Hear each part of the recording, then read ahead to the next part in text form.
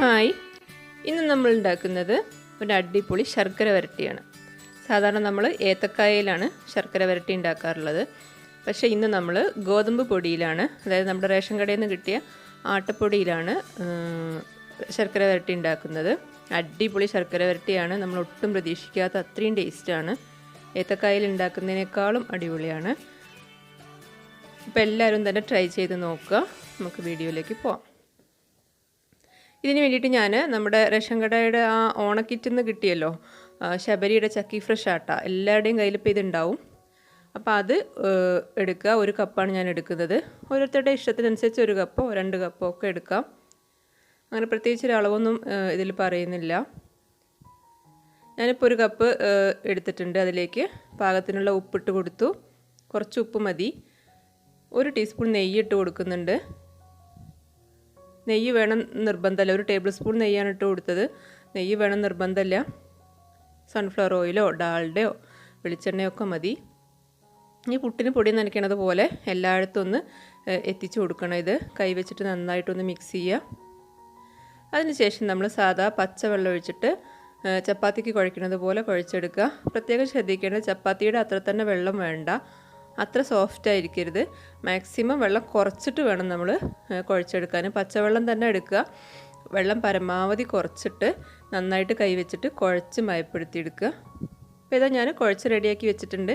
ഇനി അതിൻ്റെ പുറമേ ഞാനൊരിത്തിരി നെയ്യൊന്ന് തടവി കൊടുക്കുന്നുണ്ട്, വളരെ കുറച്ച് മാത്രം. ഇപ്പോഴും നെയ്യിൻ്റെ ആവശ്യമില്ല. സൺഫ്ലവർ ഓയിലോ ഒക്കെ എടുത്താൽ മതി, ഡാൽഡയൊക്കെ ഉണ്ടെങ്കിൽ അതെടുത്താൽ മതി.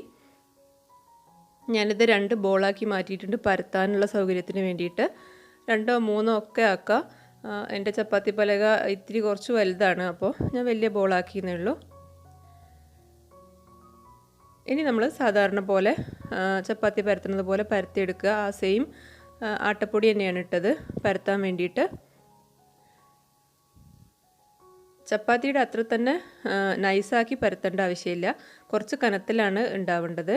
ഞാൻ കാണിക്കാം ഏറ്റവും അവസാനം എത്ര കനത്തിലാണ് വേണ്ടതെന്ന്. ചപ്പാത്തിനേക്കാളും കുറച്ച് കട്ടിയിലിരുന്നോട്ടെ. കാരണം നമ്മൾ ശർക്കര വരട്ടിയും കുറച്ച് സാധാരണ കട്ടിയിലാണല്ലോ ഉണ്ടാവുക. ചിപ്സിനേക്കാളും കുറച്ച് കട്ടിയിലല്ലേ നമ്മൾ ശർക്കര വരട്ടിക്ക് വേണ്ടി ഏത്തക്കായ അരിയണത്.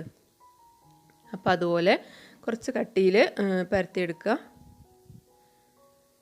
ഈ പരത്തിയെടുത്തിട്ടുണ്ട്. ഇനി ഇതിൻ്റെ സൈഡൊക്കെ ഒന്ന് കട്ട് ചെയ്യണം. നമുക്കിതൊരു സ്ക്വയർ ഷേപ്പിലാണ് വേണ്ടത്. ഈ കട്ട് ചെയ്യുന്ന ഭാഗങ്ങളൊക്കെ നമുക്ക് പിന്നെ പരത്തിയിട്ട് വീണ്ടും ഇതുപോലെ ചെയ്യാം. ഇനി ഇങ്ങനെ സ്ക്വയർ ഷേപ്പിൽ ചെയ്യണമെന്നൊന്നുമില്ല. ഞാനിപ്പോൾ വീഡിയോയ്ക്ക് വേണ്ടി ആയതുകൊണ്ടാണ്. നിങ്ങൾ വീട്ടിൽ ചെയ്യുമ്പോൾ അങ്ങനെ കറക്റ്റ് ആക്കണം നിർബന്ധമൊന്നുമില്ലല്ലോ, നമ്മൾ വീട്ടിൽ തന്നെ കഴിക്കാനല്ലേ. ഇനി ഇതുപോലെ ഇങ്ങനെ കട്ട് ചെയ്യുക. അതുപോലെ ഷേപ്പ് ഒരു പ്രശ്നമല്ല, ഏത് ഷേപ്പിലായാലും കുഴപ്പമില്ല. ഞാനിപ്പോൾ സ്ക്വയർ ഷേപ്പിലാണ് ചെയ്യണമെന്ന് മാത്രം. എന്നിട്ട് ഇതാ ഇതുപോലെ തിരിച്ചും കട്ട് ചെയ്ത് കൊടുക്കുക. കത്തിയിൽ കുറച്ച് എണ്ണ തടവി കഴിഞ്ഞാൽ നമുക്ക് കട്ട് ചെയ്യാൻ ഈസി ആയിരിക്കും. പിസ്സ കട്ടറൊക്കെ ഉള്ളവരാണെങ്കിൽ അത് വെച്ചിട്ട് ചെയ്യുക കുറച്ചും കൂടി എളുപ്പത്തിൽ.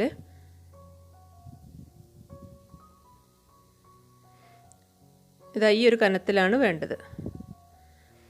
ഇനി നമ്മൾ 2 ശർക്കര ഉരുക്കാൻ വേണ്ടി വെച്ചിട്ടുണ്ട്. 2 വലിയ ശർക്കരയാണ് 1/4 കപ്പ് വെള്ളത്തിൽ ഉരുക്കാൻ വേണ്ടി വെച്ചു. ശർക്കര കൂടുതലെടുത്താലും കുഴപ്പമൊന്നുമില്ല കേട്ടോ, അതൊക്കെ ഓരോരുത്തരുടെ ഇഷ്ടമാണ്. പക്ഷേ 1 കപ്പ് ആട്ടപ്പൊടിക്ക് ഈ 2 ശർക്കര തന്നെ ധാരാളം മതിയാവും. അപ്പോൾ അതവിടെ കിടന്ന് ഉരുകട്ടെ. ആ സമയം കൊണ്ട് നമുക്ക് ഇത് ഫ്രൈ ചെയ്തെടുക്കാം. നമ്മൾ പരത്തി വെച്ചിട്ടുള്ള സംഭവങ്ങൾ ഫ്രൈ ചെയ്തെടുക്കുക. ഒരുപാട് സമയം ഇത് വെക്കാൻ പറ്റില്ല, തമ്മിൽ ഒട്ടിപ്പോവത്.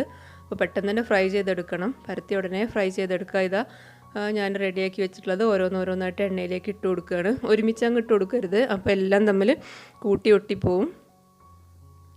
ഇട്ട് കൊടുക്കുമ്പോൾ സ്പീഡിൽ ഇട്ട് കൊടുക്കുക. മാത്രമല്ല ഓരോന്നോരോന്നായിട്ട് ഇടും വേണം. അപ്പോൾ ഹൈ ഫ്ലെയിമിൽ ഇട്ടിട്ടാണ് ഇട്ട് കൊടുക്കേണ്ടത്. എന്നിട്ട് പിന്നെ ഫ്ലെയിം ലോ ആക്കിയിട്ട് ഇതുപോലെ ഇളക്കി ഫ്രൈ ചെയ്തെടുക്കുക. ഫ്ലെയിം ലോ ആക്കി വെക്കണം, എന്നാലേ കറക്റ്റായിട്ട് ഉള്ളൊക്കെ വേവുള്ളൂ. കുറച്ച് കട്ടിയിലാണല്ലോ ഇതുള്ളത്, കുറച്ച് കനത്തിലാണുള്ളത്. അപ്പോൾ ഫ്ലെയിം ലോ ആക്കി വെക്കുക. നമ്മളിത് ഇട്ട് കൊടുക്കുമ്പോൾ ഹൈ ഫ്ലെയിമിലാവണം, എന്നാലേ നന്നായിട്ട് ഫ്രൈ ആവുള്ളൂ, അല്ലെങ്കിൽ ഹാർഡായി പോവും.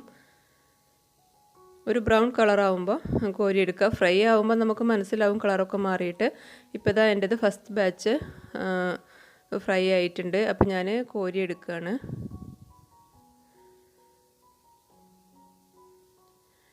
ഇതാ ഈ കളറിൽ ആയി വരണം. ഇങ്ങനെയാണ് ഉണ്ടാവുക നമ്മൾ ഫ്രൈ ചെയ്ത് കഴിയുമ്പോൾ. അപ്പോൾ അതവിടെ മാറ്റി വെച്ചിട്ട് ഞാനിതാ അടുത്ത ബാച്ചും കൂടി ഇട്ട് കൊടുക്കുകയാണ്. ഇട്ട് കൊടുക്കുമ്പോൾ സ്പീഡിൽ ഇട്ട് കൊടുക്കുക, അല്ലെങ്കിൽ നമ്മൾ ആദ്യം ഇട്ടതൊക്കെ വേറെ വേവും, പിന്നെ അവസാനം ഇടുന്നതൊക്കെ വേറെ വേവും ആയിപ്പോവും. അപ്പോൾ അതവിടെ ഫ്രൈ ചെയ്ത് മാറ്റി വെച്ചു. ഇനി നമ്മൾ ഉരുക്കിയ ശർക്കര ഒരു പാനിലേക്ക് ഒഴിച്ചു കൊടുക്കുകയാണ്. കല്ലൊക്കെ മാറ്റി അഴുക്കൊക്കെ മാറ്റി വേണം ഒഴിച്ചു കൊടുക്കാൻ. അരിപ്പ വെച്ച് ഒഴിച്ചു കൊടുത്തു. ഇത് നൂൽപ്പരുവാവൊന്നും വേണ്ട കേട്ടോ, കുറച്ച് തിക്കായിട്ടിരിക്കണം എന്നേ ഉള്ളൂ.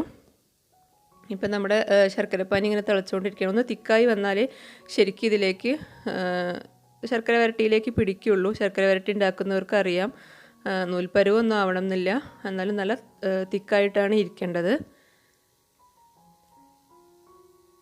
ഇത് വളരെ കുറച്ച് വെള്ളത്തിൽ ഉരുക്കി കഴിഞ്ഞാൽ നമുക്കിത് റെഡിയാക്കി എടുക്കാൻ എളുപ്പമാണ്. നൂൽപ്പരുവായോ നോക്കുകയാണ്, നൂൽപ്പരുവൊന്നും ആയിട്ടില്ല, പക്ഷെ നല്ല തിക്കായിട്ടാണ് ഉള്ളത്. ഇനി ഇതിലേക്ക് നമ്മൾ 1/2 ടീസ്പൂൺ ചുക്ക് പൊടിച്ചത്, 1/2 ടീസ്പൂൺ ചെറിയ ജീരകം പൊടിച്ചത്, 1/2 ടീസ്പൂൺ ഏലക്ക പൊടിച്ചത്, ഇത്രയും ഇട്ട് കൊടുക്കുന്നുണ്ട്. ഈ വെള്ള കളറിൽ കാണുന്നത് ഏലക്ക പൊടിച്ചതാണ്. ഏലക്ക പൊടിക്കുമ്പോൾ ഞാൻ കുറച്ച് പഞ്ചസാര ചേർത്തിട്ടാണ് പൊടിച്ചത്. ഏലക്ക മാത്രമായിട്ട് പൊടിക്കുമ്പോൾ പൊടിയാൻ ബുദ്ധിമുട്ടാണ് മിക്സിയിൽ, അപ്പോൾ കുറച്ച് പഞ്ചസാരയും ചേർത്തു. അതുകൊണ്ടാണ് ആ കളറ് കാണുന്നത്. അതിട്ട് കൊടുത്തിട്ട് നന്നായിട്ട് മിക്സ് ചെയ്യുക. അത് ഇടുന്നതോട് കൂടി തന്നെ ഇതൊന്നും കൂടി തിക്കാവും. കാരണം പൊടിച്ച സാധനങ്ങളല്ലേ, ഡ്രൈ ആയിട്ടുള്ള സാധനങ്ങളല്ലേ, അപ്പോൾ അത് ഇടുമ്പോൾ ഈ ശർക്കര പാവ് ഒന്ന് തിക്കാവും. അപ്പോൾ പെട്ടെന്ന് തന്നെ റെഡിയായി വരാൻ സാധ്യതയുണ്ട്. നന്നായിട്ടൊന്ന് മിക്സ് ചെയ്ത് കൊടുക്കുക. അതിനുശേഷം നമ്മുടെ ഫ്രൈ ചെയ്ത് വെച്ചിട്ടുള്ള ഈ പലഹാരം അതിലേക്ക് ഇട്ട് കൊടുക്കുകയാണ്. ഇട്ട് കൊടുത്തു കഴിഞ്ഞാൽ നന്നായിട്ട് ഇളക്കി മിക്സ് ചെയ്ത് എല്ലായിടത്തേക്കും എത്തിക്കുക.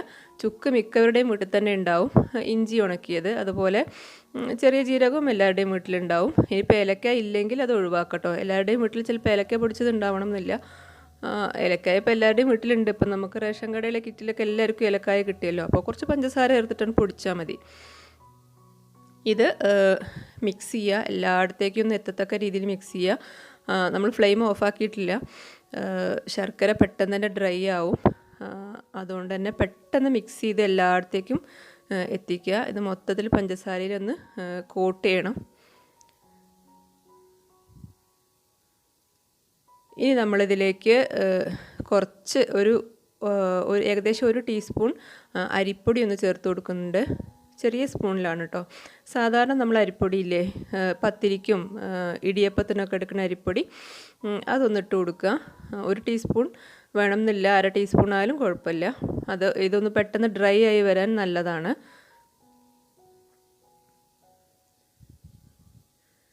എന്നിട്ട് നന്നായിട്ടൊന്ന് മിക്സ് ചെയ്ത് കൊടുക്കുക. നിർത്താതെ ഇങ്ങനെ ഇളക്കിക്കൊണ്ടിരിക്കണം. ഫ്ലെയിം ലോയിലിട്ടിട്ട് വേണം കേട്ടോ ചെയ്യാൻ, അല്ലെങ്കിൽ പെട്ടെന്ന് കരിഞ്ഞു പോവും. എന്നിട്ട് ഒരു 10 മിനിറ്റ് സമയം ഇങ്ങനെ അനക്കാതെ വെച്ച്, മീൻസ് അനക്കാതെ എന്ന് പറഞ്ഞാൽ റെസ്റ്റ് ചെയ്യാൻ വെച്ച് കഴിഞ്ഞാൽ ഇത് ഈ ഒരു പരുവത്തിലാവും. ഇപ്പോൾ ഇതെല്ലാം ഇങ്ങനെ വേറിട്ട് വന്നിട്ടുണ്ട്. അതായത് ശരിക്കും ഇതിൻ്റെ ഒരു പരുവമായി വരാൻ ചൂടാറണം. ചൂടാറി കഴിയുമ്പോഴേക്കും ഇതെല്ലാം അങ്ങനെ വേറിട്ട് വരും. ഇപ്പം നമ്മുടെ ഇത് റെഡി ആയി കഴിഞ്ഞു.